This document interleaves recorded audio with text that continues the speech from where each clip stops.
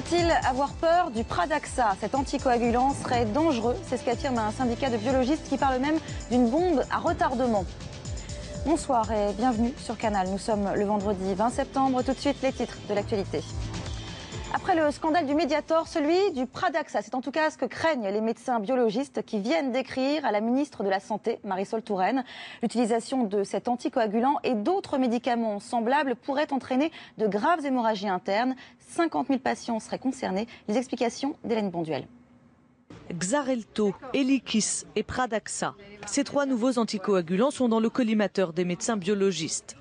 Prescrits contre les embolies, les infarctus, les AVC, les phlébites, ces médicaments peuvent dans certains cas créer des hémorragies internes. Mais contrairement à ceux de l'ancienne génération, ces anticoagulants n'ont pas d'antidote. Une aberration pour ce médecin qui lance l'alerte. On a développé un médicament sans développer l'antidote. Et on l'a commercialisé sans antidote. C'est-à-dire que là, si on veut vous maintenir en vie, il faut vous transfuser. C'est-à-dire vous videz, on vous remplit. Ou alors, il faut vous faire une épuration extra-rénale. On vous branche sur une machine de dialyse dans un service de réanimation. C'est un peu compliqué. En 2011, le Pradaxa aurait même été à l'origine de 250 décès. Dans cette lettre, l'Agence du médicament met en garde les professionnels de santé contre les risques liés à ces anticoagulants nouvelle génération.